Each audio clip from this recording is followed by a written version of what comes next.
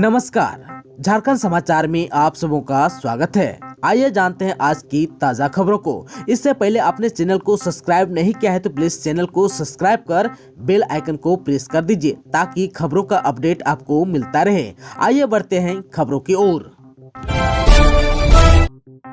पंचायत चुनाव में निर्धारित सीमा से अधिक खर्च करने पर प्रत्याशी चुनाव से होंगे वंचित, जानिए कितनी है लिमिट। त्रिस्तरीय पंचायत चुनाव में सभी प्रत्याशियों के खर्च पर नियंत्रण रखने के लिए गठित जिला निर्वाचन व्यय अनुसरण कोषांग जांच दल में प्रतिनियुक्त पदाधिकारी एवं कर्मियों का एक दिवसीय प्रशिक्षण हजारीबाग जिला स्कूल परिसर में हुआ। नोडल पदाधिकारी अवधेश कुमार मेहरा ने विभिन्न विषयों पर प्रतिभागियों को प्रशिक्षित किया है। इसमें पंचायत चुनाव लड़ रहे अभ्यर्थियों के लिए राज्य निर्वाचन आयोग द्वारा निर्धारित खर्च लिमिट के बारे में बताया।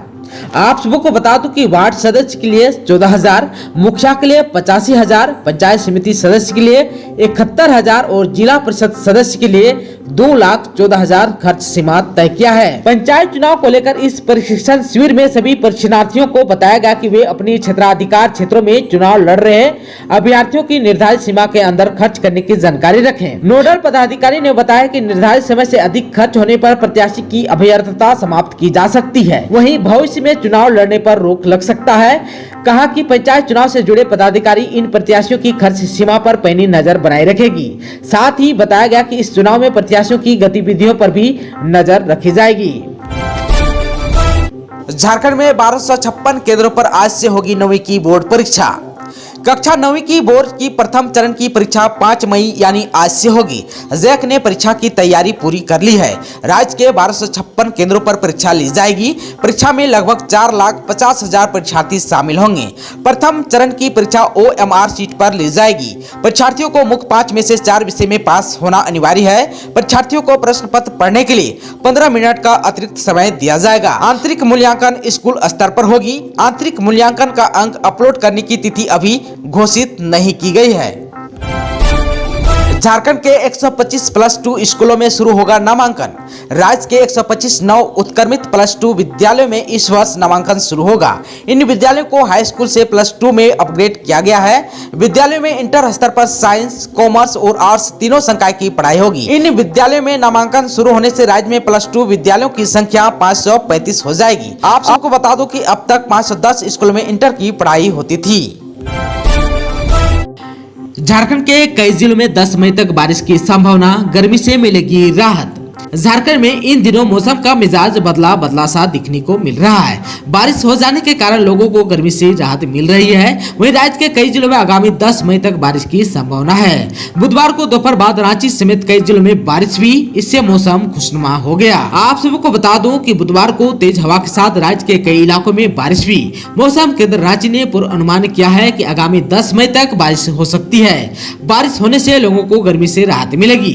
बुधवार यानी 4 मई को राज्य के उत्तर पूर्वी यानी देवघर, धनबाद, दुमका, गिरिडीह, गोड्डा, जामताड़ा, पाकुड़ तथा साहिबगंज जिला के अलावा दक्षिणी भाग यानी कि पूर्वी और पश्चिमी सिंहभूम, सरायकेला, खरसावां और सिमडेगा जिला एवं राज्य के मध्य भाग यानी कि रांची, बोकारो, गुमला, हजारीबाग, खूंटी और रामगढ़ जिला के कुछ भागों में हल्के से मध्यम दर्ज की बारिश हुई।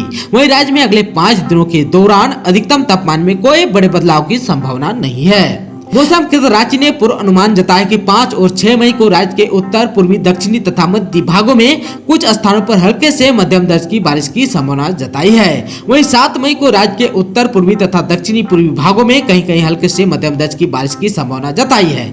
इसके अलावा 8 मई को राज्य के दक्षिण पूर्वी भाग के अलावा उत्तर पूर्वी एवं निकटवर्ती मध्य भागों में कहीं कहीं हल्के से मध्यम दर्ज की बारिश की संभावना है। आगामी 9 और 10 मई 2022 को राज्य में कहीं कहीं हल्के से मध्यम दर्ज की बारिश की संभावना जताई है। PLFI का रीजनल कमांडर लाका पाहन ढेर, खूंटी में सुरक्षा बलों के साथ हुई मुठभेड़, दर्ज थे 40 से अधिक मामले। प्रतिबंधित उग्रवादी संगठन people's liberation front of India यानी कि PLFI सुप्रीमो दिनेश गोप का करीबी और संगठन में छोटा नागपुर रीजनल कमेटी के कमांडर का पद संभाल रहे लाका पाहन को सुरक्षा बलों ने मुठभेड़ में ढेर कर दिया।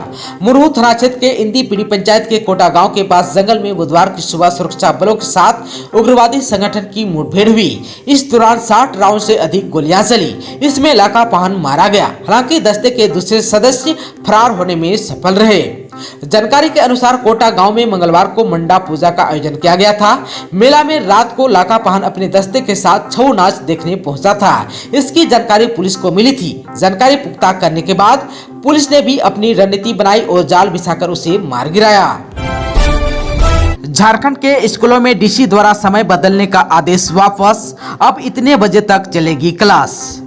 राज्य के विभिन्न जिलों में डीसी के स्तर से स्कूलों के समय में किया गया बदलाव वापस हो गया है।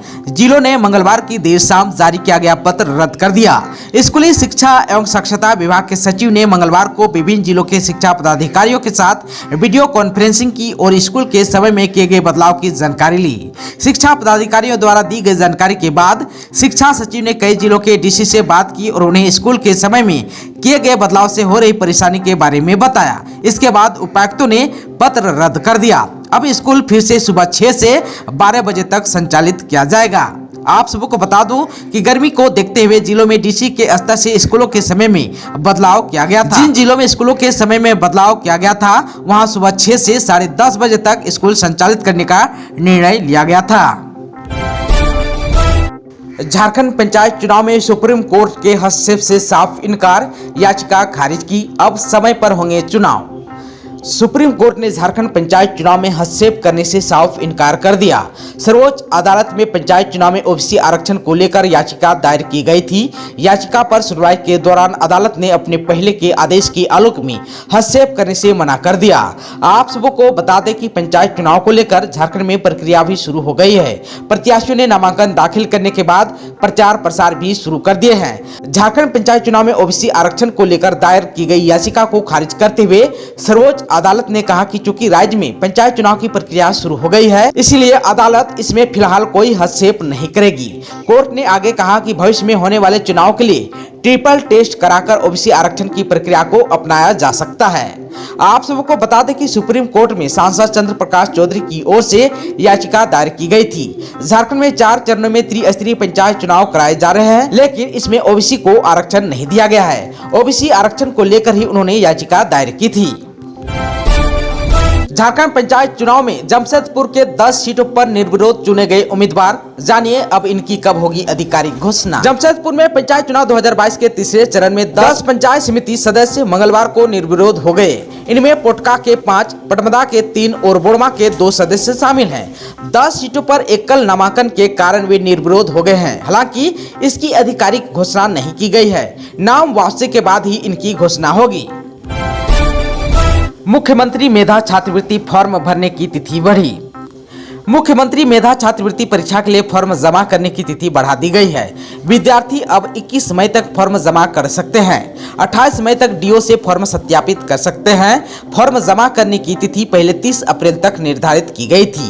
परीक्षा में शामिल होने के लिए कक्षा 7वीं में अंक की वैधता अब समाप्त कर दी गई है। कक्षा 7वीं पास विद्यार्थी भी परीक्षा में शामिल हो सकते हैं। आप सबको बता दूं कि 5000 विद्यार्थी का चयन छात्रवृत्ति के लिए किया जाएगा। चयनित विद्यार्थियों को कक्षा 9 से 12वीं तक के लिए प्रत्येक वर्ष 12,000 रुपये छात्रवृत्ति दी जाएगी। प्रवेश पत्र डाउनलोड करने और परीक्षा की तिथि जैक द्वारा बाद में घोषित की जाएगी। झारखंड के गुमला में 26 लाख का गांजा बरामद, पुलिस ने बिहार के 2 तस्कर को किया गिरफ्तार। गुमला जिला के कमडारा पुलिस ने एक पिकअप वैन से 263 किलोग्राम गांजा बरामद किया है। बाजार में बरामद गांजे की कीमत 26 लाख रुपए बताई जा रही है। इस मामले में पुलिस ने बिहार के पटना निवासी 2 तस्कर को गिरफ्तार कर जेल भेज दिया। इस संबंध में एसडीपीओ विकास आनंद लागुरी ने बताया कि एसपी के निर्देश पर त्रिस्तरीय पंचायत चुनाव के मद्देनजर थाना प्रभारी कौशलेंद्र कुमार एवं सशस्त्र बल के साथ गड़ा गांव स्थित भारत पेट्रोल पंप के पास एंट्री क्राइम चेकिंग अभियान चलाया गया। इस दौरान पिकअप वैन से 263 किलोग्राम गांजा बरामद किया है। इस मामले में पटना के हकीमगंज निवासी जयकांत कुमार जिनका उम्र 21 वर्ष है और केमासिगो निवासी संतोष कुमार जिनका उम्र 22 वर्ष है को गिरफ्तार कर जेल भेज दिया है। रांची में एक साथ चलेगा 3 फ्लाईओवर का काम, सड़क पर लग सकता है जाम, वैकल्पिक उपाय पर हो रहा है विचार। राजधानी रांची के अति व्यस्तम इलाके में एक कांटा टोली में फ्लाईओवर का काम शुरू हो चुका है। वहीं सिमर टोली फ्लाईओवर और राती रोड फ्लाईओवर का काम शुरू होना है। तीनों इलाके अत्यधिक ट्रैफिक वाले हैं। ऐसे में निर्माण के दौरान इन सड़कों पर लोगों को जाम से जूझना होगा। इन सड़कों पर वर्तमान में भी जाम की समस्या है। ऐसे में ट्रैफिक की समस्या से निपटना बड़ी चुनौती होगी। इसको लेकर इंजीनियरों ने मंथन शुरू कर दिया है। वैकल्पिक उपाय पर भी बात हो रही है।